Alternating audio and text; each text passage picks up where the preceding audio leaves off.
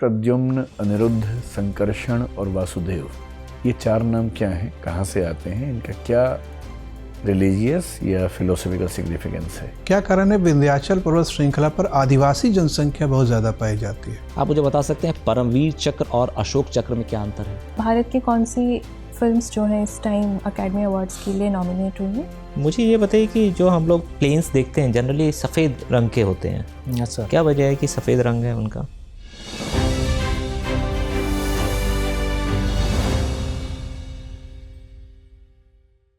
May I come in, sir? Yes yes yes, please come, बैठिए। नमस्ते बैठिए, sir. बैठिए। नमस्ते नमस्कार मैम। नमस्कार, बैठिए नमस्ते सर। बैठिए। आप हैं Pradyumn Singh Yadav, thank you sir. है ना? प्रद्युम्न, अपने बारे में कुछ परिचय दीजिए और बताइए किन किन विषयों पर आप बात करना चाहेंगे, और थोड़ा सा बताइए अपनी बैकग्राउंड, अभी आप क्या कर रहे हैं, यस सर। और ये कौन सा अटेम्प्ट है, कौन सा वैकल्पिक विषय है, बेसिक बातें बताइए। Yes sir. सर, मेरा नाम प्रद्युम्न सिंह यादव है। मैं राजस्थान के अलवर ज़िले के खेड़ली कस्बे का निवासी हूँ। सर, मैंने अपनी प्रारंभिक शिक्षा खेड़ली कस्बे के टैगोर स्कूल से की है। उसके बाद मैंने आईआईटी कानपुर से एरोस्पेस इंजीनियरिंग में ग्रेजुएशन की डिग्री हासिल की है। उसके बाद सर मैं सिविल सर्विसेज की तैयारी कर रहा हूँ और ये मेरा 6वां अटैम्प्ट है, तीसरा इंटरव्यू है सर। और बैडमिंटन खेलना, त्राटक मेडिटेशन करना और शॉर्ट फिल्म्स देखना, ये मेरी हॉबी है सर। और मैं एक कोचिंग में फ्रीलांस के रूप में कार्य करता हूँ। ठीक है। आप एरोस्पेस इंजीनियरिंग के व्यक्ति हैं, यस वो सर। भी आईआईटी कानपुर से। Yes sir. उसके बाद सिविल सेवाओं की तरफ आना चाह रहे हैं। आपको नहीं लगता कि ये बहुत ज़्यादा मतलब बर्बादी है संसाधनों की? नहीं सर, मुझे ऐसा नहीं लगता, हम्म, क्योंकि सर जो सिविल सर्विसेज का जो नेचर है वो सर अप्लाइड है। और मैं चाहता हूँ कि सर जो भी नॉलेज और एप्टीट्यूड मैंने गेन किया था कॉलेज के दौरान एरोस्पेस का और भी चीज़ों का, मैं उन्हें सर सिविल सेवा में आकर अप्लाई करूँ। ये एरोस्पेस इंजीनियरिंग को आप कैसे यूज़ करेंगे सिविल सेवाओं में, सिवाय इसके कि आप नागरिक उड्डयन मंत्रालय में जाएं, जो कि बहुत कम संभावना है? नहीं सर, जो एरोस्पेस की टेक्नोलॉजीज़ हैं सर, उनका धीरे धीरे उपयोग बढ़ रहा है। जैसे ड्रोन का उपयोग और रिमोट सेंसिंग का उपयोग प्लानिंग के लिए यूज़ हो सकता है। जैसे पीएम स्वामित्व योजना है, फसल बीमा योजना, उन सब में सर इसका उपयोग हो रहा है। उसके अलावा सर एक इंजीनियर होने के नाते मैंने रिसोर्स ऑप्टिमाइजेशन सबसे पहले हमें सीखना होता है। और भारत में सर संसाधन कम है, अपेक्षाएं ज़्यादा हैं, तो एक सिविल सर्वेंट के सामने ये एक दुविधा होती है। तो एक अच्छी पॉलिसी मेकिंग के लिए सर मैं अच्छा काम कर सकता हूँ। जो सिंगल इंजन प्लेन्स होते हैं, यस सर। जो एक्सीडेंट्स पिछले कुछ समय में देखे जा रहे हैं, उनको देखते हुए क्या सही है कि अब हम उसको प्रोड्यूस करना बंद ही कर दें? Sir single engine planes, sir exact मैं समझा नहीं, ये फाइटर जेट के लिए या फिर? नहीं, मैं फाइटर की बात नहीं कर रहा, मैं जो सिविलियन यूज़ की बात कर रहा हूँ। क्योंकि आप देखेंगे कि जो प्लेन्स क्रैश करते हैं आमतौर पर छोटे वाले, वो इसलिए क्रैश करते हैं कि एक इंजन है और वो फेल हो गया। जबकि आजकल जो बड़े प्लेन्स हम यूज़ करते हैं उन सब में कम से कम 2 इंजन्स होते ही होते हैं, यस सर। ताकि किसी क्राइसिस में एक इंजन से काम चल सके। Yes sir. और हवा में एक्सीडेंट होने के बाद ये संभावना लगभग 0 होती है कि कोई बच सके। Yes sir. तो ऐसे में क्या वजह है कि आज भी दुनिया में सिंगल इंजन प्लेन बनते हैं और ऑपरेट भी हो रहे हैं? क्या पॉलिसी बनाएंगे? अब आपने कहा ना, क्या पॉलिसी बनाएंगे इस पर यस अच्छी sir. See? Yes sir. Sir single engine planes generally gliders जो होते हैं, जो काफ़ी छोटे होते हैं, जो या तो टूरिज़्म के पर्पज़ से डेवलप किए जाते हैं या फिर ट्रेनिंग के पर्पज़ से डेवलप किए जाते हैं। जैसे सर मेरी कॉलेज में भी लगभग 7-8 के आसपास सिंगल इंजन प्लेन्स थे, वो सभी ग्लाइडर्स थे। तो सर उन्हें अ, बंद नहीं किया जा सकता, क्योंकि उनकी उपयोगिता काफ़ी ज़्यादा है। अगर हम डुअल इंजन का यूज़ करेंगे, जिसमें टर्बोजेट या टर्बोफैन का यूज़ करेंगे, कॉस्ट बहुत ज़्यादा हो जाएगी, बहुत हैवी हो जाएंगे, बहुत बड़े बनाने पड़ेंगे हमें, तो वो फिजिबल नहीं होगा। इसके अलावा सर प्रयास ये किया जा सकता है कि जो एंटी क्रैश जो टेक्नोलॉजीज़ हैं, उनका यूज़ किया जाए और उसे ज़्यादा मजबूत और फेल सेफ बनाया जाए सर। ऐसी क्या तकनीक हो सकती है? जैसे कुछ प्रयोग हुए हैं हाल ही में, ऐसी क्या तकनीक हो सकती है कि सिंगल इंजन प्लेन हो, छोटा ही प्लेन हो, लेकिन हम जीवन बचा सकें? सर अधिकांश जो क्रैश होते हैं वो सर लैंडिंग के टाइम पर होते हैं। लगभग 49% क्रैश लैंडिंग के समय होता है। तो सर लैंडिंग को हमें जो है सुविधापूर्ण बनाना होगा। उसके लिए ज़रूरी है सर, जो हमारे एयर स्ट्रिप्स और जो छोटे एयरपोर्ट हैं, वहाँ पर इंस्ट्रूमेंटल लैंडिंग सिस्टम नहीं है। तो इसके लिए सर अभी हाल ही में LPB नाम का एक लैंडिंग जो सिस्टम है वो डेवलप किया गया है सर, वो हमें लगाया जाना चाहिए। आपका नाम प्रद्युम्न है? Yes sir. तो ये बताइए कि प्रद्युम्न, अनिरुद्ध, संकर्षण और वासुदेव, ये 4 नाम क्या हैं, कहाँ से आते हैं, इनका क्या रिलीजियस या फिलोसॉफिकल सिग्निफिकेंस है?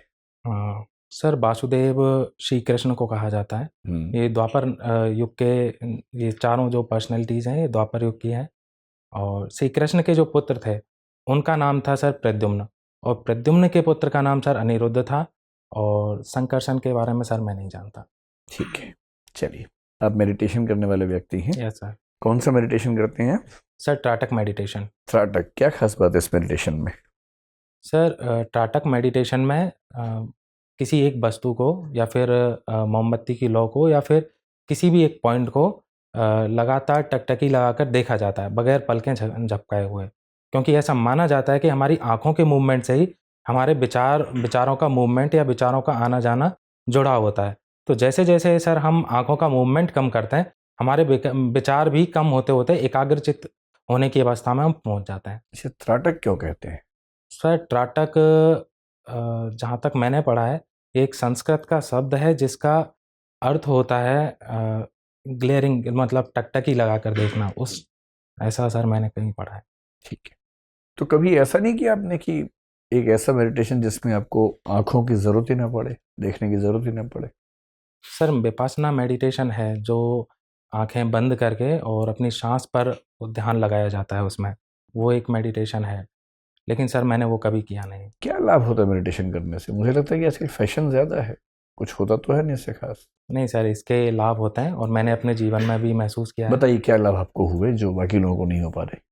सर जो अगर सबसे पहला तो मेरा ध्यान कंसंट्रेशन पावर है सर वो बढ़ी है।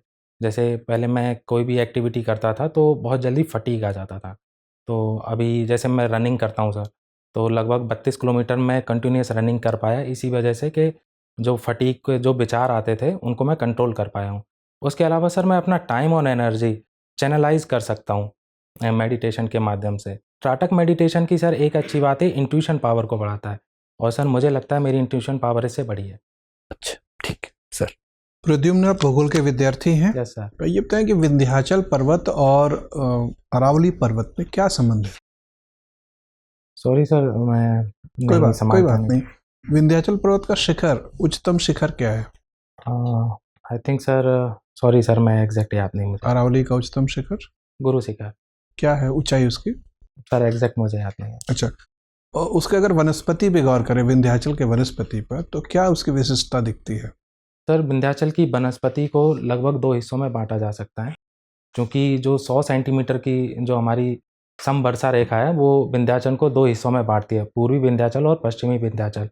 पूर्वी विंध्याचल की सर ऊंचाई भी ज़्यादा है, जैसे अमरकंटक और उन क्षेत्रों की बात करें तो सॉरी सर, अमरकंटक तो सतपुड़ा में आता है। तो सर जो पूर्वी विंध्याचल है वहाँ पर आर्द्र वनस्पति है, आर्द्र पर्णपाती वनस्पति है, और जो पश्चिमी विंध्याचल है वहाँ शुष्क पर्णपाती वनस्पति और कटीले झाड़ियों वाले वन मिलते हैं। क्या कारण है विंध्याचल पर्वत श्रृंखला पर आदिवासी जनसंख्या बहुत ज़्यादा पाई जाती है? सर इसका कारण हम ऐतिहासिक रूप से देख सकते हैं, जैसे भीमबेटका की गुफाएं और ये सारी जो गुफाएं हैं वो विंध्याचल पर्वत की श्रेणी में ही आती हैं, क्योंकि वो लाइमस्टोन का उसमें काफ़ी जमाव हुआ था, तो वो लाइमस्टोन जो गलने के बाद उधर काफ़ी गुफाएं बनी थी, जिसको पहले भारतीय आदि मानव जो जातियां थी उन्होंने उनका यूज़ किया था। हो सकता है वहीं से सर एक लगातार एक परंपरा बनी हो कि वहाँ जनजातियों का ज़्यादा पाया जाना। अच्छा, ये बताएं रेड कॉरिडोर क्या होता है? सर रेड कॉरिडोर जो माओइस्ट फिलॉसफी से जो प्रभावित लोग हैं, नक्सली क्षेत्र जो हैं सर, उनको रेड कॉरिडोर कहा जाता है। ये जनरली नेपाल से लेकर और आंध्र प्रदेश तक का एक क्षेत्र है जिसको रेड कॉरिडोर कहते हैं। अच्छा, और ये फ्रेट कॉरिडोर और इंडस्ट्री कॉरिडोर में क्या फ़र्क है? सर इंडस्ट्रियल कॉरिडोर ये डेवलपमेंट का एक मॉडल है जिसमें जनरली जो एक इंफ्रास्ट्रक्चर का एक कॉरिडोर बनाया जाता है, जिसमें जितनी भी सिटीज़ आती हैं वहाँ पर इंडस्ट्रीज़ का डेवलपमेंट होता है, क्योंकि इंडस्ट्रीज़ के लिए इंफ्रास्ट्रक्चर बहुत ज़रूरी है। तो रादर देन किसी एक शहर पर फोकस करने के पूरा एक कॉरिडोर डेवलप किया जाता है। जैसे भारत में लगभग 5 इंडस्ट्रियल कॉरिडोर डेवलप किए जा रहे हैं। कौन कौन से? Sir Delhi Mumbai industrial corridor, और अमृतसर कोलकाता जो दिल्ली से गुजरेगा वो industrial corridor, Mumbai Bengaluru industrial corridor, Bengaluru Chennai industrial corridor और चेन्नई विशाखापट्टनम। बहुत अच्छा। फ्रेट कॉरिडोर कैसे अलग है इससे? सर फ्रेट कॉरिडोर केवल फ्रेट के मूवमेंट पर फोकस करता है। इसके लिए मल्टी मॉडल ट्रांसपोर्ट का यूज़ किया जाता है। जैसे रेल रोडवेज इनका यूज़ किया जाता है। वर्तमान में 2 भारत में डेडिकेटेड फ्रेट कॉरिडोर्स बनाए जा रहे हैं सर इसके लिए। कहाँ कहाँ? Sir Delhi Mumbai freight corridor है और जिसको western freight corridor dedicated freight corridor बोला जाता है, और एक sir eastern dedicated freight corridor है जो अमृतसर से कोलकाता तक बनाया जा रहा है। अच्छा। अभी बजट आने वाला है यस सर। और ये आगामी आम चुनाव के पहले अंतिम पूर्णकालिक बजट होगा। Yes sir. इसके अलावा एक अंतरिम बजट भी पेश होता है। क्या फ़र्क होता है पूर्णकालिक बजट और अंतरिम बजट में? सॉरी सर, मुझे एग्जैक्ट नहीं पता। क्या संविधान में अंतरिम बजट शब्द का उल्लेख है? सर मुझे ऐसा याद तो नहीं आ रहा। अच्छा, क्या कहते हैं, अगर संविधान में उसका क्या नाम है? वार्षिक वित्तीय विवरण है इसका नाम, जो अनुच्छेद 112 में आता है। वो तो पूर्णकालिक बजट के लिए। अंतरिम बजट के लिए कौन सा शब्दावली है? सॉरी सर, मुझे याद नहीं। अच्छा, कोई बात नहीं। बजट में जो नीति सरकार घोषित करती है उस नीति को क्या कहते हैं? राजकोषीय नीति सर। हाँ जी। क्यों कहते हैं उसको राजकोषीय नीति? क्योंकि सर राजकोष से संबंधित आय और व्यय के जो विवरण हैं उसमें दिए जाते हैं। ठीक है। तो बजट में कर प्रणाली में भी सुधार की गुंजाइश इस बार उम्मीद की जा रही है। आपको क्या लगता है कि जो कर प्रणाली में सुधार के प्रस्ताव आने वाले हैं वो उसमें मुख्य क्या क्या लक्षण हो सकते हैं? सॉरी सर, मुझे इस बारे में। अच्छा, प्रगतिशील कर प्रणाली से क्या समझते हैं आप? सर प्रगतिशील कर प्रणाली वो होती है जिसमें किसी व्यक्ति पर उसकी आय के अनुसार कर लगता है। जैसे कि जिसकी आय जितनी ज़्यादा है कर का परसेंटेज उतना ही ज़्यादा उस व्यक्ति पर होता है, तो इसे सर प्रगतिशील कर प्रणाली कहते हैं। अच्छा, तो क्या ये असीमित मात्रा में प्रगतिशील होता है कि एक अनुपात एक सीमा तक ही प्रगतिशील होता है?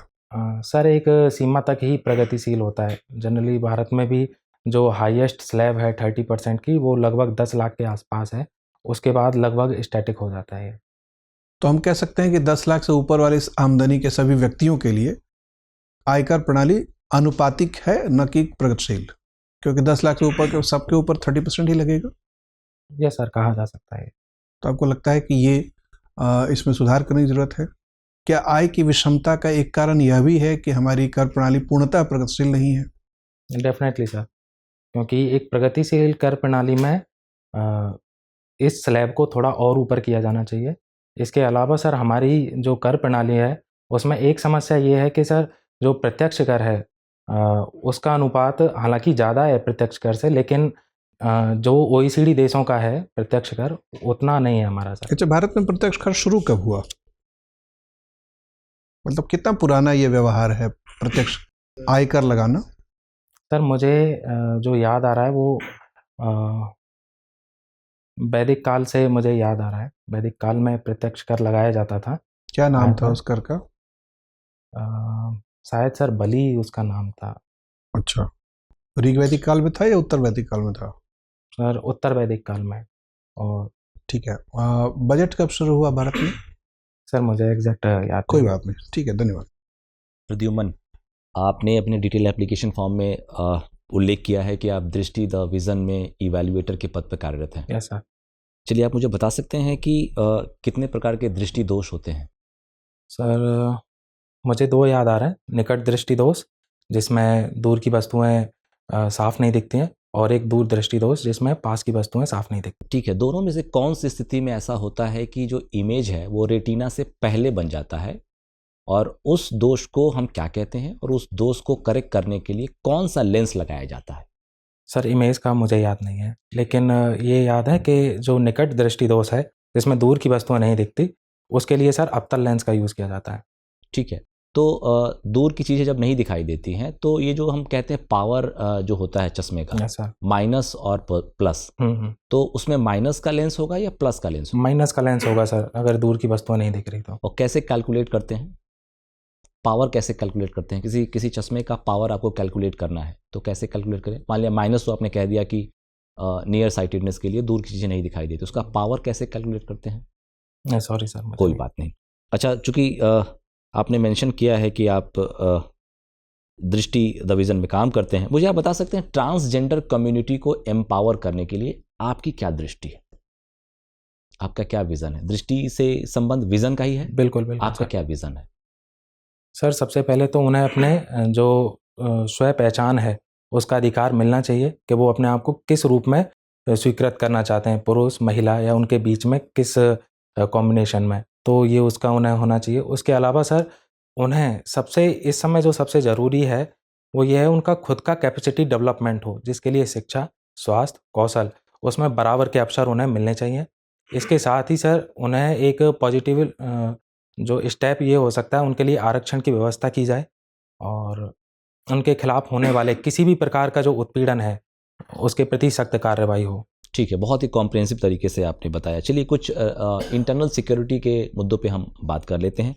क्या आप मुझे बता सकते हैं कि साइबर सिक्योरिटी एक बहुत बड़ा चैलेंज है भारत के Yes, लिए, sir. ठीक है? दो टर्म जो फ्रिक्वेंटली यूज़ होते हैं वो है ट्रोजन और होक्स। ये एक साइबर सिक्योरिटी का एक आर्म आप कह सकते हैं। इस तरीके से लोगों को बुली किया जाता है या फिर उनको ट्रैप में फंसाया जाता है। दो टर्मों का डेफिनेशन बता सकते हैं, ट्रोजन और होक्स क्या कहते हैं इनको?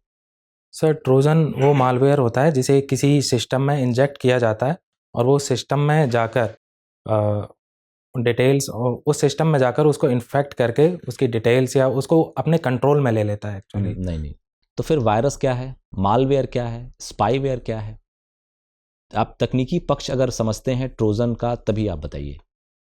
होक्स के बारे में सुना है आपने? नहीं सर। कोई बात नहीं। अच्छा, मुझे बताइए कि नेशनल सिक्योरिटी काउंसिल एक ऐसी काउंसिल है जो माननीय प्रधानमंत्री महोदय को सुरक्षा के मामलों पर सलाह देती है। एक और पद है नेशनल सिक्योरिटी एडवाइज़र की।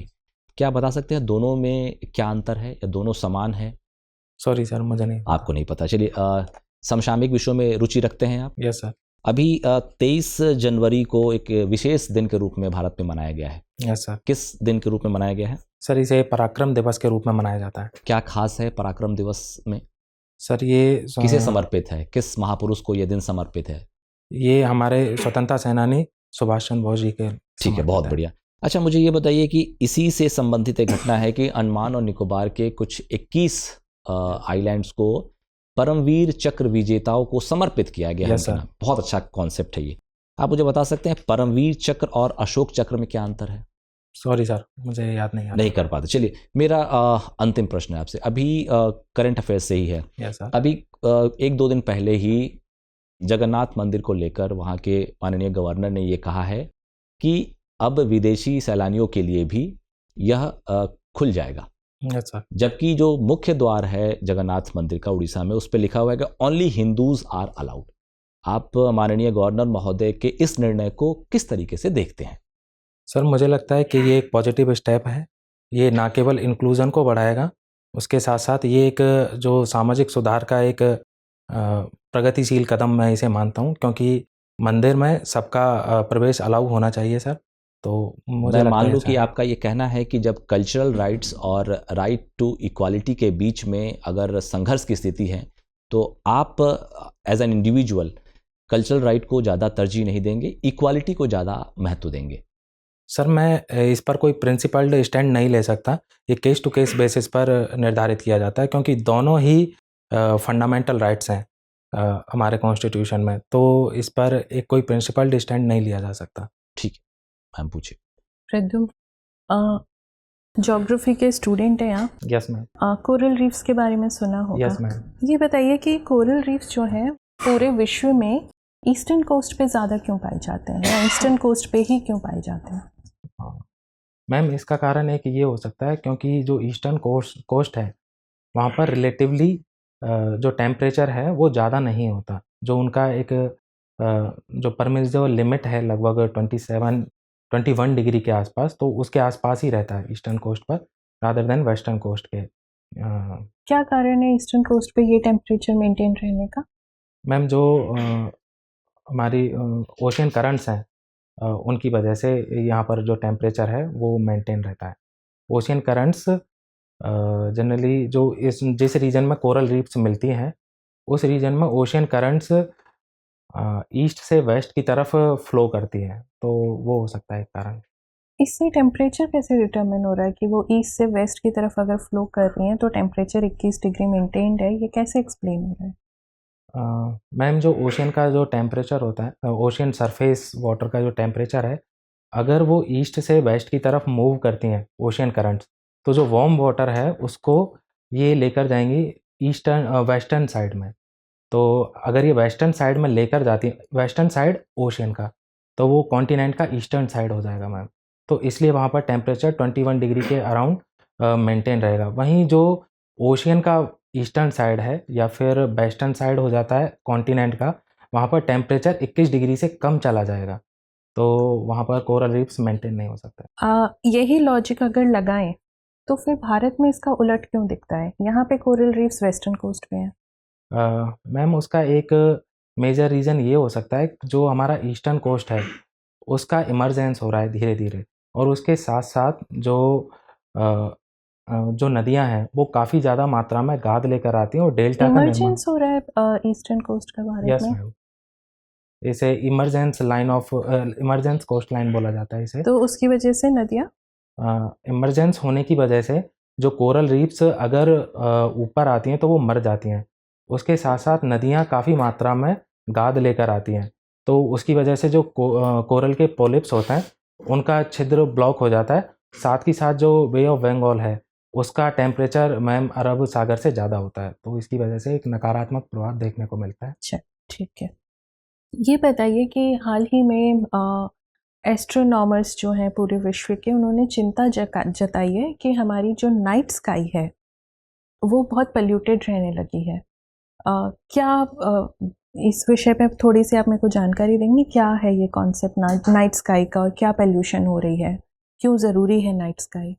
मैम नाइट स्काई का तात्पर्य होता है जब बिल्कुल डार्क नाइट हो, ताकि हम तारों को और जो सेलेस्टियल बॉडीज़ हैं उनको स्पष्ट रूप से देख पाएँ। लेकिन अब प्रकाश प्रदूषण की वजह से जो काफ़ी ब्लर इमेज आती है, तो ये एक समस्या देखी जाती है। ये हाल ही में क्यों बढ़ रही है? कुछ मतलब एकदम से इसी साल क्यों सारे एस्ट्रोनॉमर्स हैं उन्होंने चिंता जताई इस बारे में? मैम एग्जैक्ट रीज़न तो मुझे नहीं पता है इस साल का। इसका पर्यावरण पे कुछ दुष्प्रभाव है ये स्काई ग्लो का? मैम इससे ये हो सकता है कि जो जीव जंतु और पौधे हैं उनके सर्कैडियन रिदम में समस्या आ सकती है, और साथ ही जो पर्यावरण पर तो मैम मुझे यही लगता है। अच्छा, ठीक है। मेरा आपसे आखिरी सवाल, आपको शॉर्ट फिल्म्स देखना पसंद है? भारत की कौन सी फिल्म्स जो हैं इस टाइम अकेडमी अवार्ड्स के लिए नॉमिनेट हुई हैं? सॉरी मैम मुझे याद नहीं है। 2 फिल्म्स हुई हैं जिसमें से एक शॉर्ट फिल्म कैटेगरी में है। अच्छा, चलिए ठीक है, धन्यवाद करता हूँ। प्रद्युम्न, मुझे ये बताइए कि G20 में कितने देश हैं? सर G20 में 19 देश हैं और जो 20वां सदस्य है वो यूरोपियन यूनियन है। अच्छा, और क्या क्राइटेरिया है G20 में देशों को रखने का? क्या कोई क्राइटेरिया है या रैंडम लिए गए हैं? सर इसका क्राइटेरिया है जो 19 सबसे बड़ी अर्थव्यवस्थाएं उनको इसमें शामिल किया गया है। फिर क्या वजह है कि स्पेन को इसमें नहीं रखा गया है? सॉरी सर मुझे नहीं पता। ठीक है। G20 के जो समिट्स होते हैं भारत में भी अभी होने वाला है, तो भारत ने इसकी थीम क्या रखी है? सर इसकी थीम है one earth, one family, one future और वसुधैव कुटुंबकम। वासुदेव कुटुंबकम का क्या शाब्दिक अर्थ है? सर पूरी पृथ्वी ही एक परिवार के रूप में है। और ये कौन से ग्रंथ से लिया गया है? आई थिंक सर महोपनिषद से लिया गया है ये। महाउपनिषद, सही बात है। मुझे ये बताइए कि गुजराल सिद्धांत जो है, गुजराल डॉक्ट्रिन, यस सर, ये क्या है और हमारे पड़ोसियों के साथ संबंध को अच्छे रखने में ये कि इसकी क्या भूमिका है? सर चूंकि जो हमारे पड़ोसी हैं वो इतिहास में भारत का हिस्सा ही रहे हैं, भारतीय सभ्यता का, और वो सारे काफी पड़ोसी किसी ना किसी समय पे तो लगभग अगर चलिए, देखा जाए ठीक सभी है, रहे। बताइए।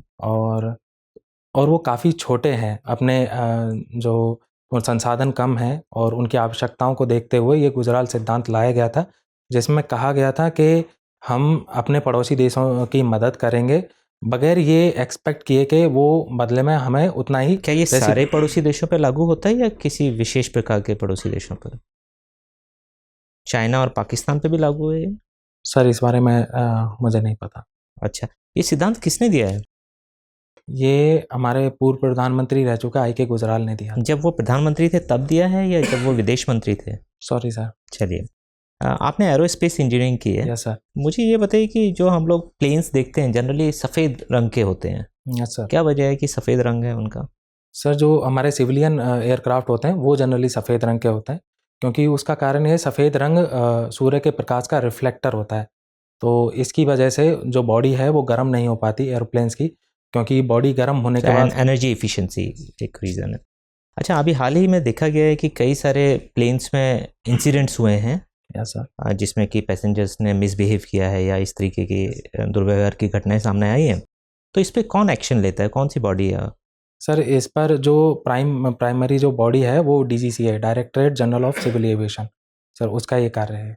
अच्छा, एक नो फ्लाई रूल भी सुनते हैं, क्या है ये no fly rule? Sorry sir, I am not aware about it. ठीक है। मुझे ये बताइए आपकी अभी हाल ही में सुप्रीम कोर्ट का एक फैसला आया डीमोनेटाइजेशन पे, जिसमें कि सुप्रीम कोर्ट ने कहा कि डीमोनेटाइजेशन सही तरीके से किया है सरकार ने और इसमें कोई गलत बात नहीं थी, बट यूनानिमस वर्डिक्ट नहीं है, इसमें एक डिफरिंग ओपिनियन भी था। Yes sir. आपको क्या लगता है कि डीमोनेटाइजेशन सही कदम था? क्योंकि जो सारा पैसा था वो तो बैंकिंग चैनल से वापस आ गया और लोगों को परेशानी भी हुई। तो अगर आज की डेट में आपको सलाह देनी हो प्रधानमंत्री जी को, तो आप क्या कहेंगे कि होना चाहिए, नहीं होना चाहिए? सर जो डिमोनेटाइजेशन 2016 में किया गया था सर, उसके प्रति मेरा ओपिनियन है इस पर डिवाइडेड है। कुछ जो उद्देश्य थे उनको हमने प्राप्त किया, लेकिन कुछ को नहीं प्राप्त कर पाए। जैसे कि सर आपने बताया जो नकद है वो वापस से उतना ज़्यादा हो गया है, पहले से भी ज़्यादा हो चुका है इकोनॉमी में।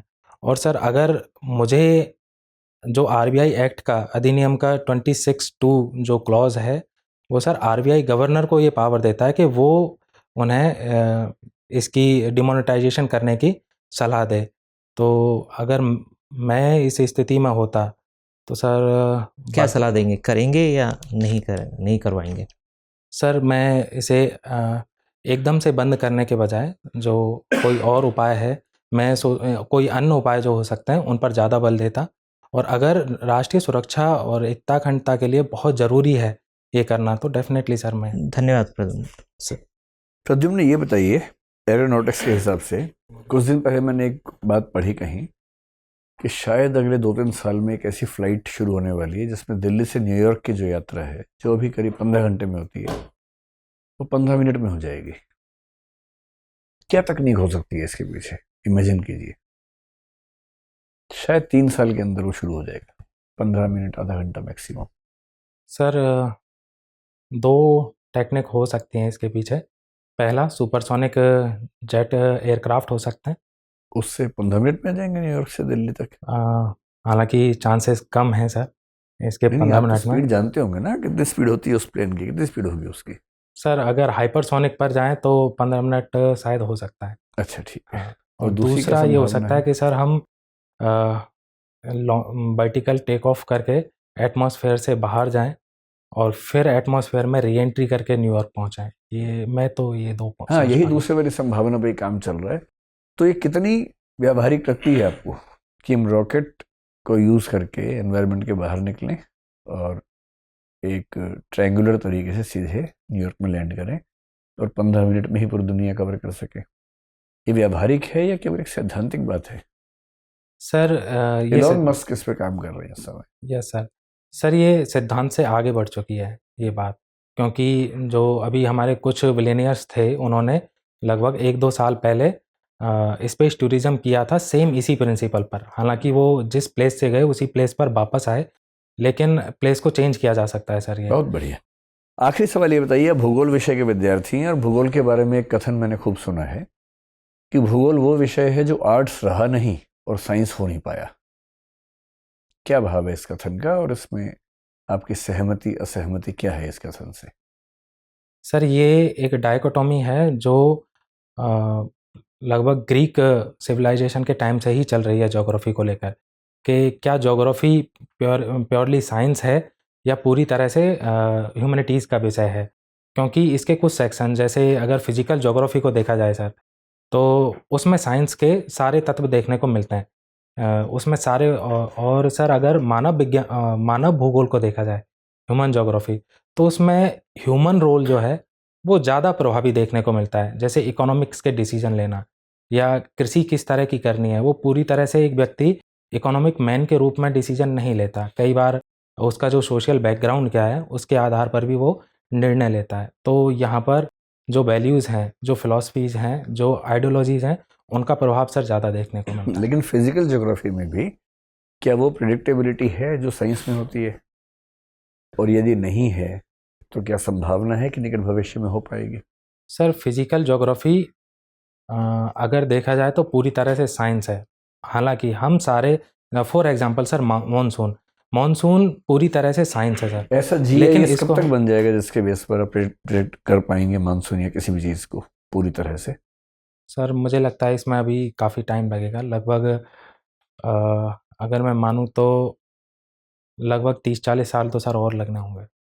ठीक है, ठीक है प्रद्युम्न, आपसे बात करके बड़ा अच्छा लगा और आप जा सकते हैं। Thank you sir. Thank you madam. Thank you sir.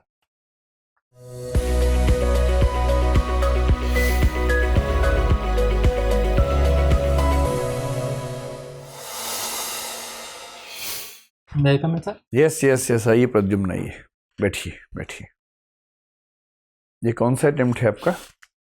6th six. और कहाँ चूक रहे हैं अब तक आप? सर ज्योग्राफी में और इंटरव्यू दोनों में। इंटरव्यू कौन सा है ये आपका? तीसरा। तीसरा है लगातार? Yes sir. क्या रहा पिछले 2 बार में, कितने नंबर आए सर पहली बार में 151, दूसरी बार में 146। इंटरव्यू में? और ज्योग्राफी में? ज्योग्राफी में सर 2020 में आए थे 250 और लास्ट ईयर आए थे 230। इस बार उम्मीद कैसी है? सर इस बार उम्मीद काफ़ी अच्छी है, खासकर ज्योग्राफी में अच्छे नंबर आए होंगे। और बाकी जीएस में सर लास्ट ईयर भी काफ़ी अच्छे थे। नहीं, ज्योग्राफी में इतने कम है फिर भी आप इंटरव्यू दे रहे हैं, इसका मतलब ही है कि जीएस में बहुत अच्छे होंगे आपके नंबर, तो ऐसे में भी अच्छे रहे होंगे शायद। इंटरव्यू तो काफ़ी अच्छा है आपका, थैंक यू सर। मुझे पहले का तो नहीं पता लेकिन इस बार तो काफ़ी अच्छा है। और मुझे नहीं लगता कि किसी भी हालत में ये 180 की रेंज से कम का इंटरव्यू है, किसी भी हालत में। ये ज़रूर है कई बार इंटरव्यू में किस तरह के सवाल ज़्यादा आ जाएं, वो चांस की बात होती है, लेकिन आपकी पर्सनैलिटी के परस्पेक्टिव से देखें तो ये लेवल तो आपका इस बार दिख रहा है। सेल्फ इंट्रोडक्शन जो आपने दिया, थोड़ा सा उस पर ध्यान देना है कि एक तो अननेसेसरी डिटेल्स आप ज़्यादा दे रहे हैं उसमें, है ना, उसमें बहुत कम 3-4 सेंटेंस बोलने हैं। गांव मोहल्ले का नाम कोई नहीं जानना चाहता आपका, ठीक है, और वो भी आपने 2 बार बोल दिया, उसकी ज़रूरत नहीं थी इतनी। Okay sir. फिर अंत में आपने कहा कि मैं एक कोचिंग में आजकल काम कर रहा हूँ ना, कोचिंग वर्ड से बचिए, आप कहना तो कहिए कि मैं आजकल एक एकेडमिक इंस्टीट्यूशन में फ्रीलांस बेसिस पे काम करता हूँ, ठीक है। ड्रेस आपकी ठीक है, एकदम ठीक है। एरोस्पेस पे काफ़ी अच्छी अंडरस्टैंडिंग है, लेकिन क्योंकि ये बहुत यूनिक है तो सवाल बहुत ज़्यादा आएंगे। सर मेरा दोनों बार लगभग 70% इंटरव्यू एरोस्पेस पर आप ही ये चला मान है। के चलिए, तो इसलिए थोड़ा सा और देख लीजिए, क्योंकि 1-2 क्वेश्चंस में ऐसा लगा कि और तैयारी होनी चाहिए थी Yes, आपकी, है ना। लेकिन वैसे आपकी नॉलेज अच्छी है। प्रद्युम्न शब्द पे हमने ज़्यादा बात नहीं की, लेकिन अब जो 4 नाम मैंने बोले, संकर्षण वगैरह, पर देख लीजिए, ये वैष्णव वेदांत में इन चारों का जिक्र आता है, भागवत धर्म में इसका जिक्र आता है। मेडिटेशन पर ज़्यादा बात हो नहीं पाई, लेकिन जितना आपने बोला वो कन्विंसिंग था। मुझे उम्मीद है कि आपको बाकी मेडिटेशन से अंतर पता होगा त्राटक का, यस सर। है ना। जैसे एक ओशो रजनीश का डायनामिक मेडिटेशन है, ओके। महेश योगी का ट्रांसेंडेंटल मेडिटेशन है, एक हॉट योग चलता है आजकल जो विक्रम योगी हैं अमेरिका में, उनका है। फिर विपश्यना आपने बोला ही है, जो विपश्यना के जो संचालक रहे लंबे समय तक, गोयनका जी, उनके बारे में जानते ही होंगे आप, है ना। तो जो 5-6 मेन मेडिटेशंस के टाइप्स हैं, उनका नाम, कहाँ से शुरू हुआ, क्या टेक्निक है। श्री रविशंकर का जो है सुदर्शन क्रिया, उसको भी देख लीजिए। यस ये सब पता रहेगा तो आप तुलनात्मक बात करेंगे ना, तो बात में वजन ज़्यादा आएगा। Yes sir. योग दर्शन में जो ध्यान की प्रक्रिया बताई गई है, फिर उसमें समाधि का जिक्र है, संप्रज्ञात और असंप्रज्ञात समाधि। जो मैंने आपसे पूछा कि ज़रूरी है कि लॉ देख के ही काम करें, ऐसा मानते हैं कि अच्छा मेडिटेशन, गहरा मेडिटेशन वो है जिसमें किसी बाहरी वस्तु की ज़रूरत नहीं होती है। Okay sir. बाहरी वस्तु शुरुआती स्तर है, उसके बाद भीतरी वस्तु जैसे सांस, यस सर। उसके बाद भीतरी वस्तु में भी इसकी ज़रूरत नहीं है, आंख बंद की ध्यान होना शुरू हुआ। तो अंतिम स्तर वो है जहाँ बिना किसी विषय के ध्यान होता है, यस सर। और उसमें आगे चल के जो लेवल है वो संप्रज्ञात समाधि, असंप्रज्ञात समाधि, ये योग दर्शन में इसका बड़ा विस्तृत जिक्र है। पढ़ लेंगे तो हो सकता है आपके उत्तर में कुछ ऐसी गहराई आए कि मेंबर्स को इनलाइटनमेंट फील हो, और वो बहुत मतलब फायदे की बात होती है। ठीक है, नॉलेज आपकी बहुत अच्छी है, लगभग हर मामले में बहुत अच्छी है। ऐसा लगता है कि आपने अच्छे से पढ़ाई की हुई है। माई ओपिनियन इज डिवाइडेड, ये वाली बात जो आपने कही है, मेरे हिसाब से ये बहुत ही अच्छा स्टैंड है, पर इसका यूज़ उतना ही करना जितना बहुत ज़रूरी हो। Yes sir. न्यूक्लियर बम का इस्तेमाल मच्छर मारने में नहीं करना होता है ना, उसका प्रयोग वहीं करना है जहाँ कोई और काम नहीं आएगा। पूरे इंटरव्यू में एक आध बार जो बहुत ही कंफ्यूजिंग प्रश्न हो, आप कह सकते हैं कि sir my opinion is divided, ये मामले पक्ष में दिख रहे हैं, ये भी पक्ष में दिख रहे हैं, लेकिन फैसला करना ही होगा तो मैं ये करूँगा। जैसे आपने कहा कि मैं डिमोनेटाइज करने से बचूंगा, लेकिन राष्ट्रीय हित में ज़रूरी होगा तो ही करूँगा, वरना नहीं करूँगा, है ना। डरना नहीं है, स्टैंड लीजिए। और सुप्रीम कोर्ट ने क्या राय दी है वो ठीक है, एक रेफरेंस है, लेकिन ऐसा नहीं है कि आपकी राय वही रहने के लिए बाध्य है। एक शब्द आपने प्रिंसिपल स्टैंड कहीं बोला है जो थोड़ा सा अटपटा था, वो एक बार चेक कर लीजिएगा, वो ठीक नहीं था। Okay sir. शॉर्ट फिल्म के बारे में थोड़ा सा देखने की ज़रूरत है आपको। Yes sir. आपने लिख तो दिया लेकिन उतनी पढ़ाई शायद की नहीं है। गुजरात डॉक्ट्राइन रेफरेंस में आ गई, आपकी नॉलेज उतनी अच्छी नहीं थी उस पर, लेकिन चांस की बात है, आएगा नहीं आएगा, एक बार देख लीजिएगा गुजरात डॉक्ट्राइन को भी। लेकिन अगर आपका ज्योग्राफी ठीक रह गया, मुझे उस पर थोड़ा सा डाउट रहता है आजकल उसका हिंदी माध्यम में जो रिजल्ट है, अदरवाइज मुझे नहीं लगता कि इंटरव्यू में आप रुकने वाले हैं इस बार। बस ऐसे ही परफॉर्म करके आ जाना। अगर बोर्ड मेंबर्स ठीक हुए तो 180 मिनिमम स्कोर आपका होना चाहिए ऐसे इंटरव्यू पर। Okay sir. ठीक है, कुछ पूछना है आपको? सर ये पूछना है कि आंसर देते वक्त केवल जिन्होंने क्वेश्चन पूछा है सिर्फ उन्हें, उनको देखिए, सिर्फ उन्हें, किसी को नहीं देखना। और आप ठीक कर रहे थे, ठीक है। आपने ऐसा बीच में नहीं किया जो अटपटा सा लगे। जिससे बात कर रहे हैं उसको देखिए 1 to 1, वो आपके लिए भी अच्छा है, हमारे लिए भी अच्छा है। और सर मेरा बॉडी मूवमेंट एकदम अन्य ठीक सर है, कहीं कोई दिक्कत नहीं, कहीं कोई दिक्कत नहीं। आपकी तो आवाज़ बड़ी बुलंद है, सब चीज़ें अच्छी हैं, एक्सप्रेशन आपका बहुत ही अच्छा है, कहीं कुछ भी ऊंच नीच करने की ज़रूरत नहीं है। आप जैसे हैं ठीक वैसे रहिए, कहीं कोई दिक्कत नहीं है।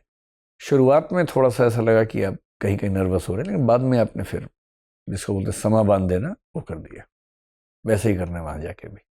ठीक है सर। ठीक है, और कोई दुविधा? सर नहीं। चलिए, शुभकामनाएं, आइएस बनिए। Thank you sir.